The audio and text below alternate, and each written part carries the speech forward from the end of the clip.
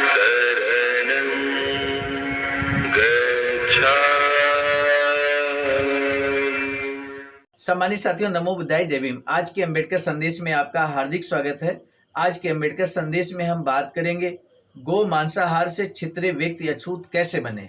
इसी विषय पर पूरी तरह से फोकस होगा आज का अम्बेडकर संदेश। बाबा साहब डॉक्टर अम्बेडकर संपूर्ण वाङ्मय खंड 14 से जिस पूरी किताब का जो टाइटल है अछूत कौन थे और वे अछूत कैसे बने, इसी विषय पर पूरा ये किताब है जिसका आज महत्वपूर्ण पड़ाव आ चुका है, जिसमें हम निष्कर्ष पर पहुंचेंगे। निष्कर्ष ये कि गो मांसाहार से छितरे व्यक्ति अछूत कैसे बने। छितरे व्यक्तियों के बारे में बहुत डिटेल में हम ऑलरेडी आपको बता चुके हैं। यदि आप लगातार अम्बेडकर संदेश को वाच कर रहे हैं, सुन रहे हैं, तो मुझे लगता है छितरे व्यक्ति कौन थे ये जरूर आप समझ गए हैं। लेकिन छितरे व्यक्ति अछूत कैसे बन गए, ये अछूत बनने का कारण क्या है, मुख्य कारण क्या है, आज का अम्बेडकर संदेश में क्लियर हो जाएगा। पूरी तरह से निष्कर्ष पर आप पहुंच जाएंगे।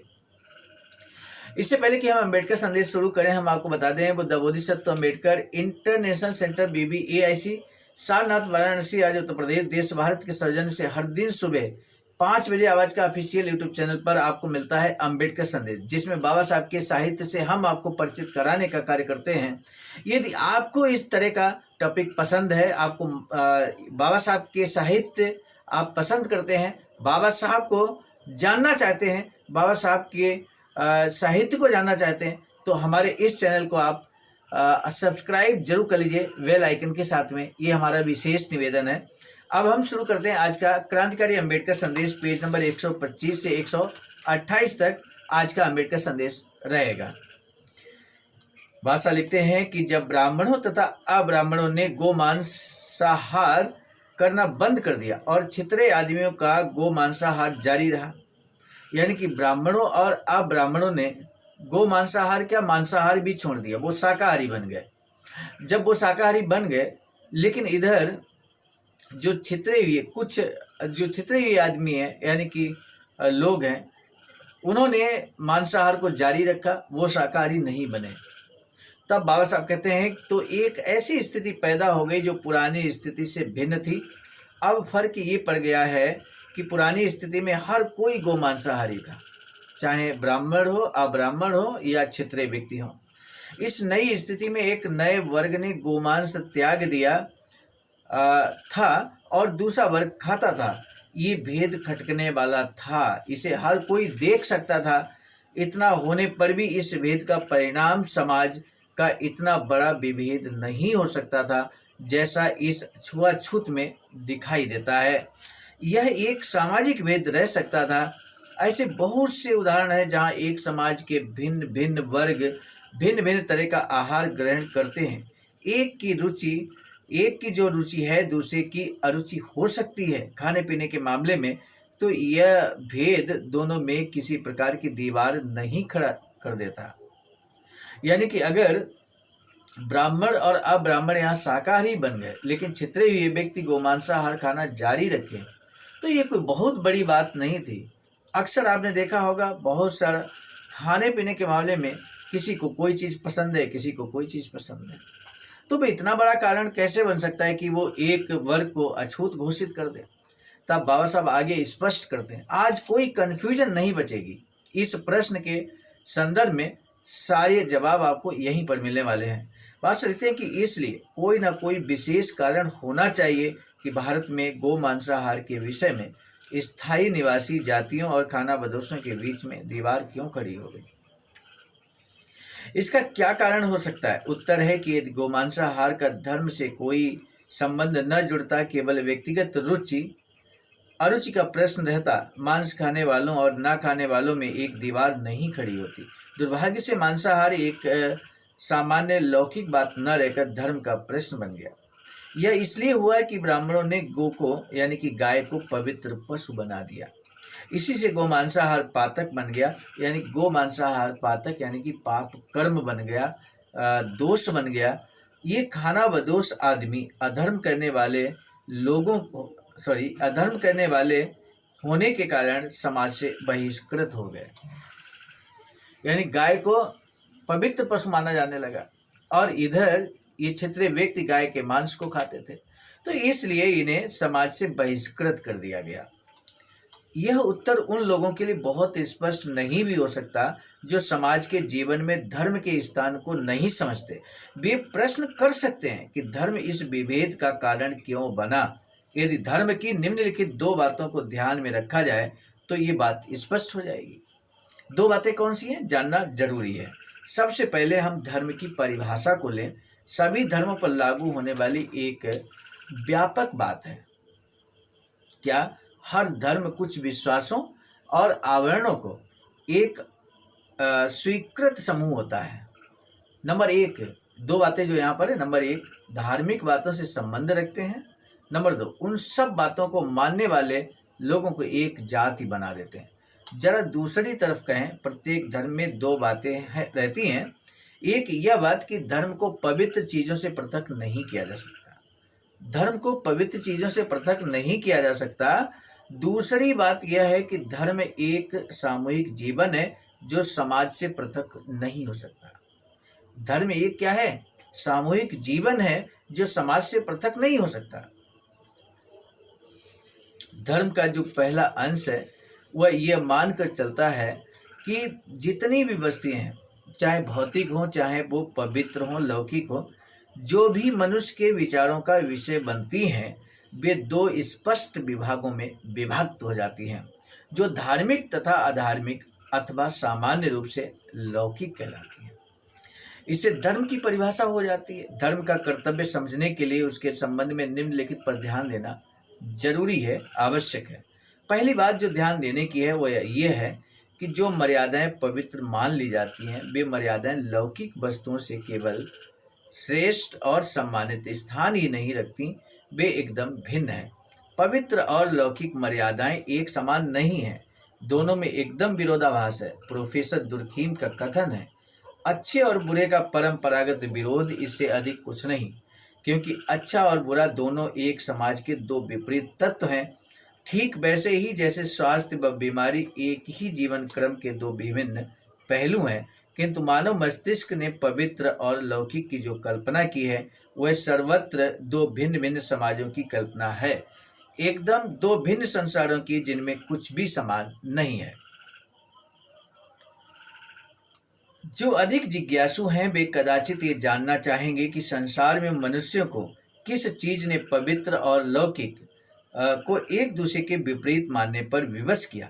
हमें इस विवाद में यहाँ नहीं पड़ना है, क्योंकि हमारे वर्तमान उद्देश्य की पूर्ति के लिए यह किसी तरह प्रासंगिक नहीं है। बादशाह आगे लिखते हैं कि इसी प्रकार इसी प्रकरण में जो दूसरी बात ध्यान देने की है वह यह है कि पवित्र वस्तुओं की संख्या निश्चित नहीं है। एक धर्म की पवित्र वस्तुओं और दूसरे धर्म की पवित्र वस्तुओं में अनंत भिन्नता है। आत्मा और परमात्मा ही पवित्र वस्तुएं नहीं है। एक चट्टान, एक पशु, एक जल स्रोत, एक पत्थर का टुकड़ा, एक लकड़ी का टुकड़ा, एक घर, एक शब्द में कहें तो एक घर एक शब्द में कहें तो कोई भी चीज पवित्र मानी जा सकती है। पवित्र सनक कह सकते हैं। प्रोफेसर दुर्खीम को ही यदि हम फिर उद्धृत करें तो प्रोफेसर दुर्खीम कहते हैं पवित्र चीजें वे हैं जिनकी निषेधों द्वारा रक्षा होती है और जिन्हें निषेध पृथक करते हैं, और लौकिक चीजें वे हैं जिन पर ये निषेध लागू होते हैं और जिन्हें पहली चीजों से दूर दूर रहना ही चाहिए। धार्मिक निषेध अनेक रूप धारण कर लेते हैं। इनमें सबसे महत्वपूर्ण निषेध संपर्क का है। लौकिक यानी कि अपवित्र का पवित्र के साथ संपर्क का निषेध ही इसका लौकिक यानी कि अपवित्र का पवित्र के साथ संपर्क का निषेध ही इसका आधार है। दृष्टिपात भी एक तरह का संपर्क ही है। यही कारण है कि खास खास अवस्थाओं में लौकिक यानी कि अपवित्र आदमियों का पवित्र चीजों को देखना वर्जित है। उदाहरण के लिए कुछ चीजें जो पवित्र समझी जाती हैं उन्हें स्त्रियां नहीं देख सकती। शब्द अर्थात वह सांस जो आदमी का हिस्सा है और आदमी से बाहर निकलता है वह भी संपर्क का दूसरा रूप है। इसलिए लौकिक यानी कि अपवित्र के लिए चीजों का संबोधन करना अथवा उनका उच्चारण करना वर्जित है। उदाहरण के लिए ब्राह्मण को ही वेद का उच्चारण करना चाहिए, शूद्र को नहीं। एक असाधारण समीप का संपर्क भोजन करने के परिणाम स्वरूप उत्पन्न होता है। इसलिए पवित्र जानवरों अथवा पवित्र सब्जियों या वनस्पतियों के खाने का निषेध किया गया है।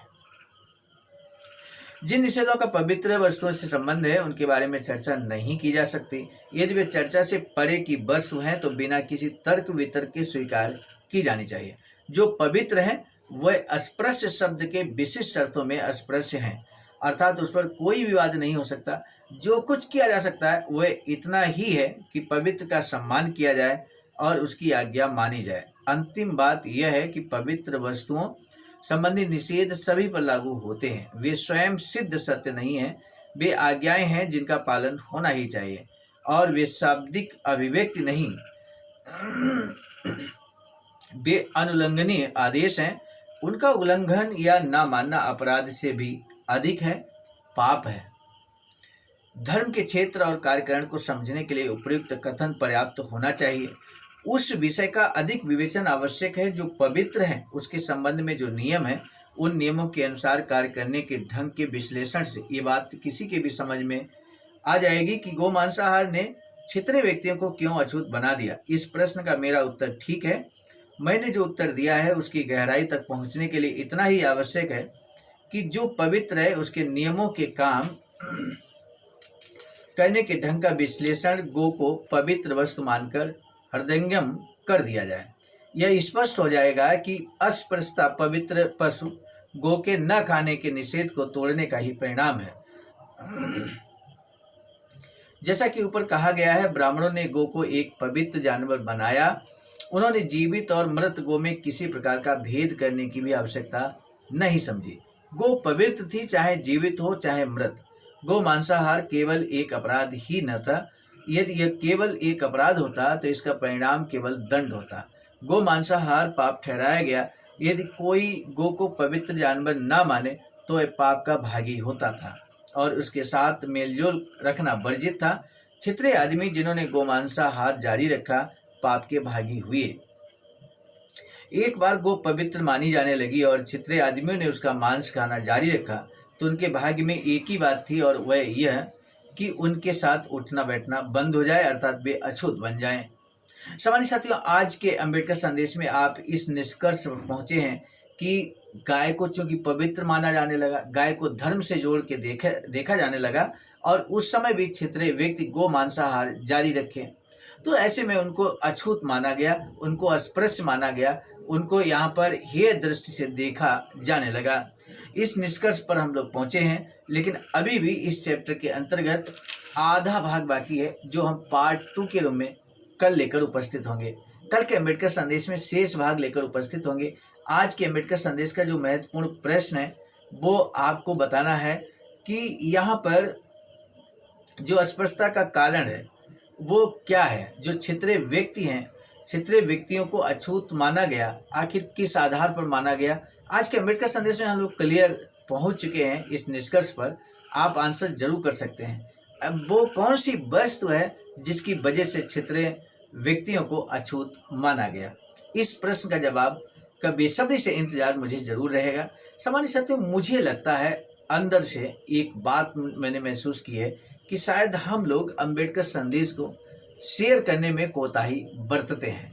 हालांकि बहुत सारे साथी नियमित तौर पर न सिर्फ बात करते हैं अंबेडकर संदेश को, बल्कि जन जन तक पहुंचाने के लिए प्रतिबद्ध हैं। लेकिन कहीं ना कहीं मुझे लगता है इधर अंबेडकर माह, अप्रैल माह बहुत व्यस्ततम होता है हर किसी के लिए। हो सकता है आपको समय ना मिला हो अंबेडकर संदेश को शेयर करने के लिए, लेकिन क्या अभी आपके पास उसी तरह की व्यस्तता है जो आप शेयर नहीं करते?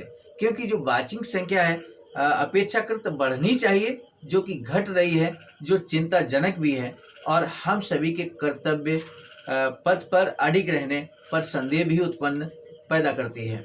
सामान्य साथियों, हम लगातार अंबेडकर संदेश आपकी सेवा में प्रस्तुत कर रहे हैं। जन जन तक अंबेडकर संदेश जरूर पहुंचे, ये हम सभी का संकल्प होना चाहिए।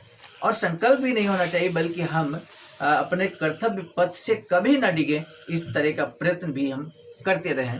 आप समझ गए हैं कि हम कहना ये चाहते हैं कि हर दिन सुबह 5 बजे अंबेडकर संदेश को वॉच भी करें, सुने भी, और इसे जन जन तक पहुंचाने के लिए आप शेयर करने का भी कार्य अवश्य करें। ये हमारा विशेष निवेदन, हाथ जोड़कर निवेदन है, क्योंकि इससे समाज जागरूक बनेगा और समाज जागरूक बनेगा तो उसमें हमारा और आपका जो ये प्रयत्न है समाज को जागरूक करने का, ये निश्चित तौर पर सार्थक सिद्ध होगा। अब दीजिए इजाजत, मिलेंगे नए अंबेडकर संदेश में। आप सभी को सादर नमो बुद्धाय, जय भीम। नमो बुद्धाय, जय भीम। लाइक सब्सक्राइब कमेंट जरूर करना, शेयर करके बताना प्लीज। सामान्य साथियों, हम एक महत्वपूर्ण बात बताना उचित समझते हैं। बाबा साहब की अधूरी इच्छा के अनुरूप एक वैचारिकी सेंटर निर्माणाधीन है सारनाथ वाराणसी में, जहां पर 14,000 स्क्वायर फीट जमीन परचेज कर ली गई है ring road green city Faridpur Sarnath में। वैचारिकी सेंटर के प्रशासनिक ब्लॉक का निर्माण कार्य कंप्लीट हो चुका है। शानदार बेहतरीन प्रशासनिक ब्लॉक का निर्माण पूर्ण हो चुका है। आगे अब मुख्य भवन को बनाने की बारी हम सबकी है और इस हेतु आप दिए गए अकाउंट नंबर पर अपना अमूल्य योगदान कर सकते हैं। आज का अंबेडकर संदेश हम लेकर उपस्थित हुए थे मिशन नायक बुद्ध मित्र मुसाफिर सर, राष्ट्रीय अध्यक्ष आवाज का नई दिल्ली की प्रेरणा में प्रस्तुत करता क्रम में मैं स्वयं सर्वजीत आर्य, राष्ट्रीय मीडिया प्रभारी, IIT सेल आवाज का नई दिल्ली। मिलेंगे नए डॉक्टर अम्बेडकर संदेश में, तब तक दीजिए इजाजत। आप सभी को सादर नमो बुद्धाय, जय। सामान्य साथियों, यदि आप हमारे इस चैनल आवाज का ऑफिशियल, जिस पर नियमित सुबह 5 बजे डॉक्टर अम्बेडकर संदेश आपको मिलता है, आप हमारे इस चैनल को सपोर्ट करना चाहते हैं तो हमारा आपसे निवेदन है कि आप हमारे इस चैनल को सब्सक्राइब कर लें, वीडियो को शेयर, लाइक, कमेंट जरूर करें।